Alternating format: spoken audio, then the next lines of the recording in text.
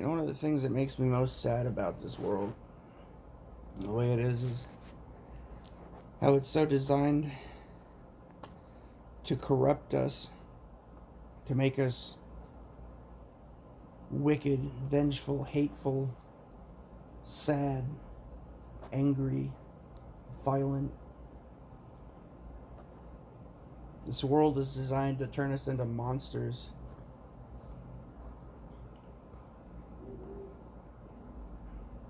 And it's sad to see it, you know? Because when we're born into the world, you know, we don't start out as monsters, but this world that we're put in, we're just surrounded in filth and ugliness by glorification of smut and violence, glorification of servitude, of heartlessness.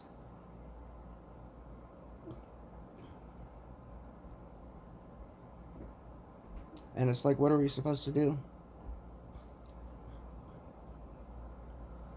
They surround us with things to make us feel threatened, frightened, and endangered,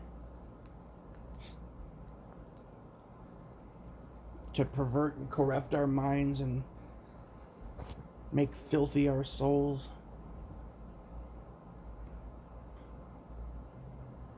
Living through this world and the hell that they're creating around us, trying to live and make it through is like trying to grow into a flower out of a pile of dog shit. Yeah. It's so filthy and disgusting. It's it's almost impossible not to just be corrupted and made filthy by it. And it's so fucking sad. You can see the innocence of children and of even adults when you see some people are so beautiful. They've got this inner love, kindness, and this peace.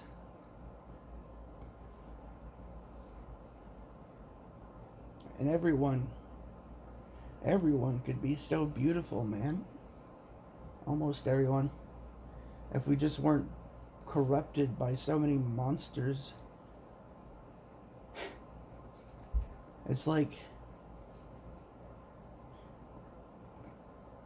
we're born into hell.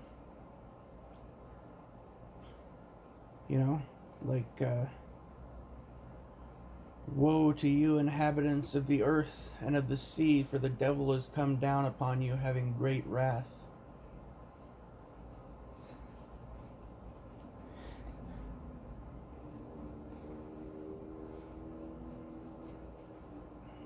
Beware of false prophets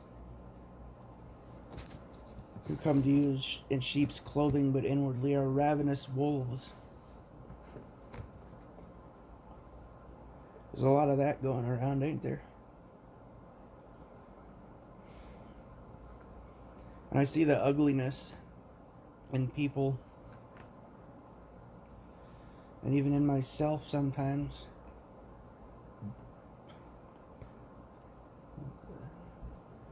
Outdwelling or indwelling spirit or something that can come into a person that fucking gets inside your head. The Gnostics call them archons. Christians, Muslims, everyone else calls them demons or jinn.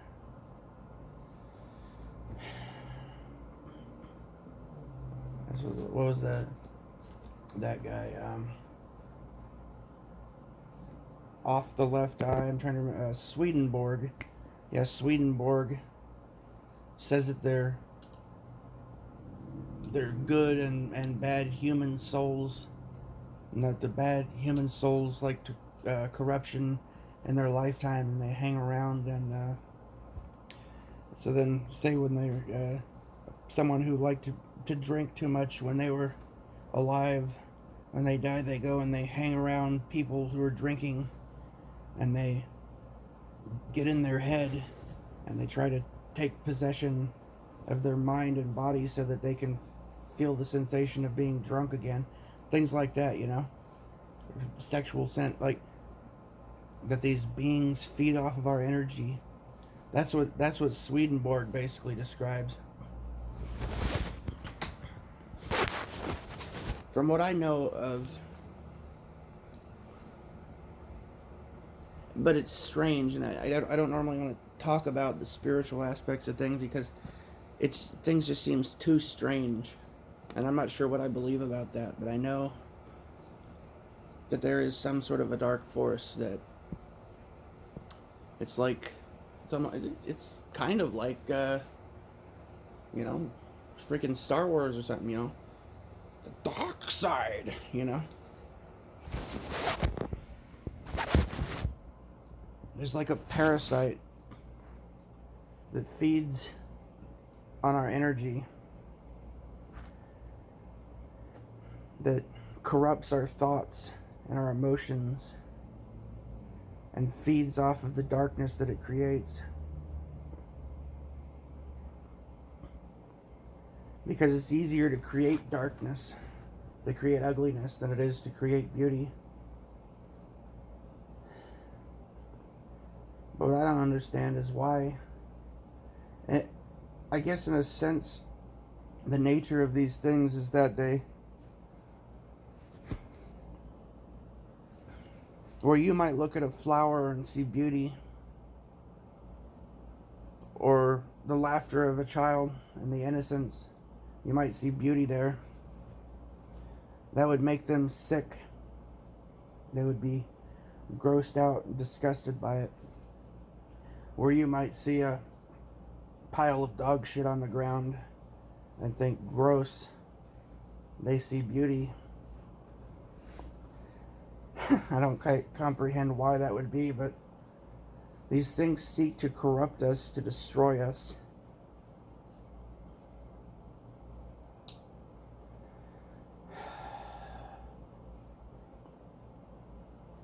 Be sober, be vigilant, for the devil, your enemy, the devil, prowleth about like a ravenous lion, seeking whom he may devour. And I don't follow my own advice often enough.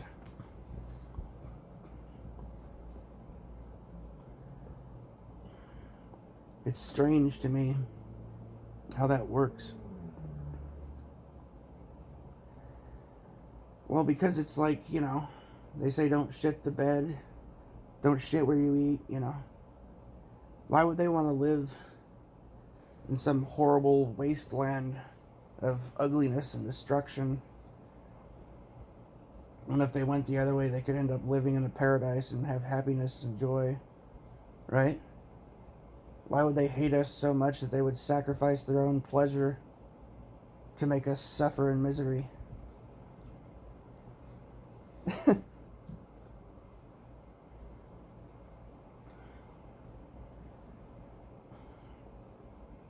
Bible and other religious texts say that they're jealous of man because God gave us free will and loved us and put us above them.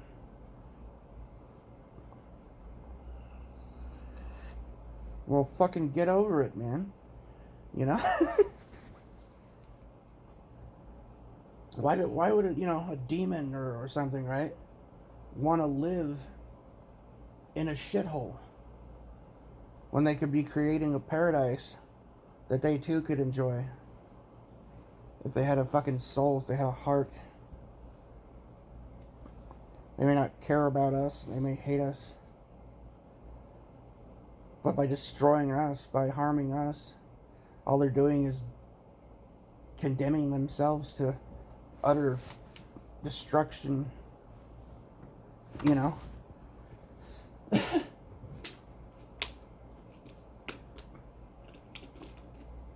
It's mind-blowing, you know?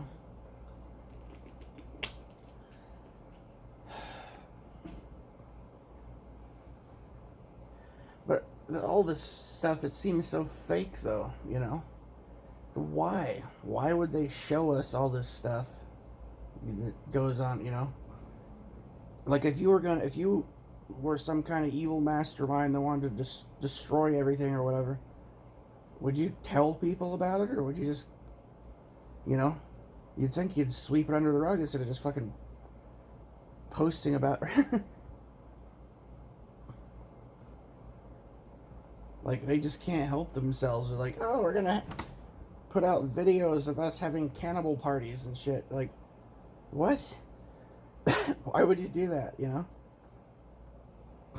I'm gonna post this, you know, inverted pentagram with blood dripping down it on my fucking Facebook. That's a good idea, you know, Twitter. Like, what the fuck? Oh, let's cover our fucking our eye. Why would they do that? You know, it just doesn't. That's why it seems fake as shit, right? Or there's other stuff like look up the JFK Lincoln coincidences, right? Another is just an example of the ridiculousness.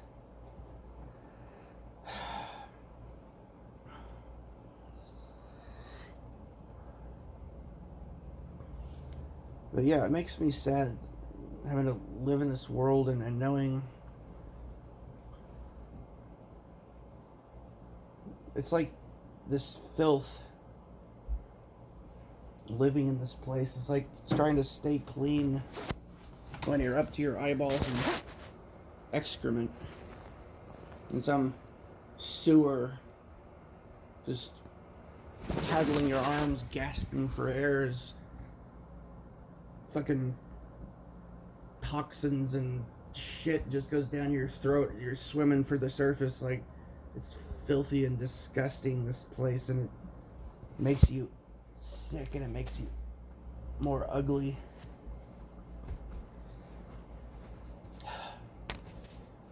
And I hate it.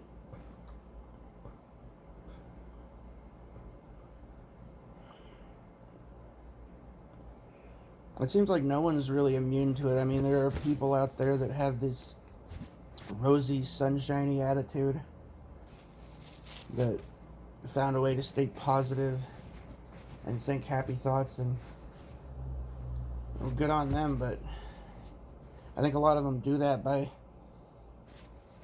indoctrinating themselves not to notice the things that make them depressed or sad, because they just look away from it.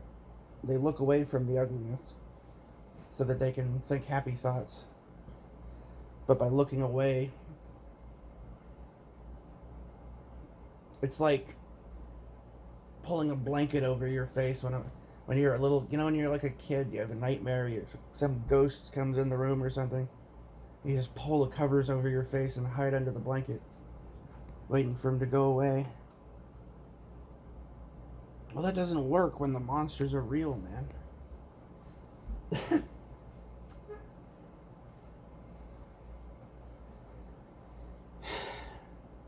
And that's why the world's in the condition that it's in, because people have pulled the covers over their face. You know, like sheep, the wool is growing over their eyes. They're baking in the sun because we have not been sheared. They have not the eyes nor ears to see nor hear.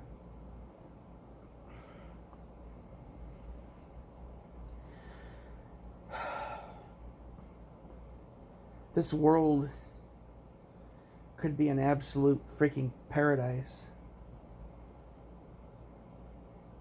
And all it would take would be for mankind to reach for the tendency to create, to live as nature and God intended it, instead of to seek the tools of our own destruction.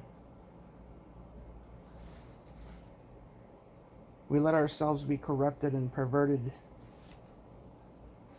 by the ugliness of the world that surrounds us.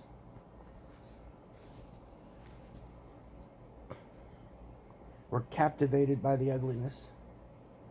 Like a crowd watching an execution in horror, but you can't turn away from it because it's right there in front of you.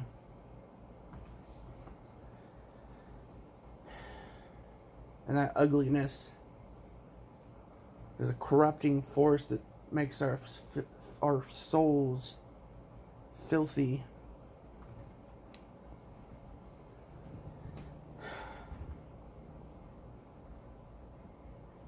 And it makes me so sad knowing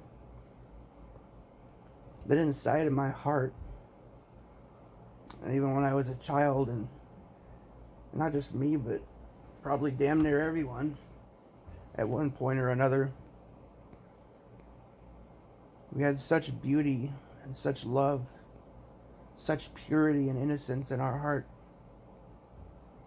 before it was corrupted and made dark by the surroundings, by the corrupting influences of this world that robbed us of our freedom and our humanity, of our love for one another. We become so corrupted that the people of this world turn their eyes away from the horrors and they smile and think happy thoughts. Because they're in such horror, they can't face the kind of world they're going to leave for their children and their children's children. The ugliness. So they deny.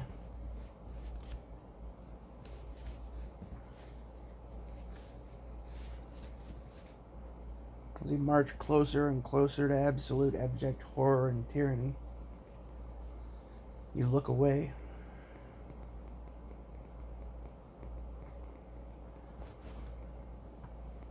And history will record that the greatest tragedy of our generation was not the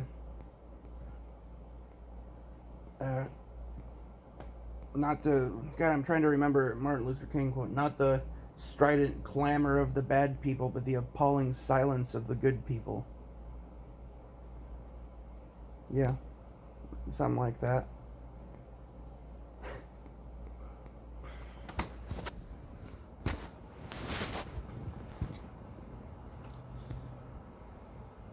We shall be free.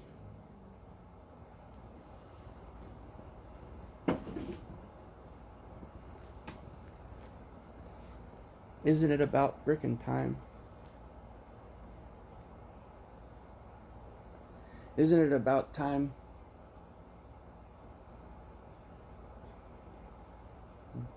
Beat those damn swords into pruning hooks.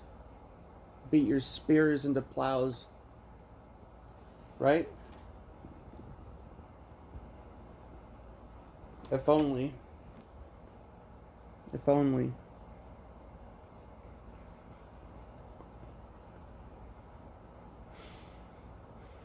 You imagine how... It's just so sick, man. It would be so easy to end homelessness, to end hunger, to clean up the ocean, clean the rivers. We could have such an abundance of everything that we live in, like heaven on earth almost, you know? If it just wasn't for this wicked force, this corruption.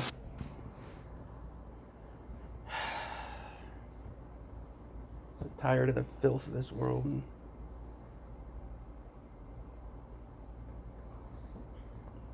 I don't want to fucking die. I don't want to have any part in the horrors that they try to lay out for humanity, the corruption and the filth and the violence that they're trying to prepare us for in the future. It's so fucking ugly. It's so fucking ugly, man.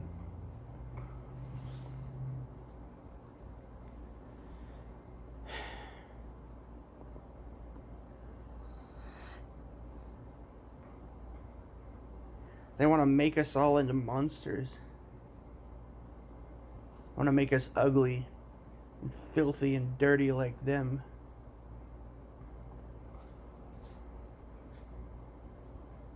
They just pursue us and pursue us and push us and push us. Our backs against a wall. They attack viciously in every possible way to make monsters out of men.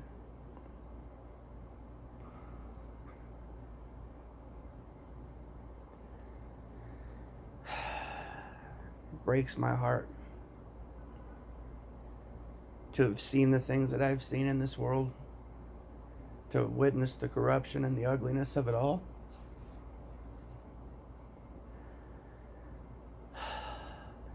God help us. Lord, forgive them, for they know not what they do. Have mercy on me, Lord. I'm a sinner. God help us. God forgive us.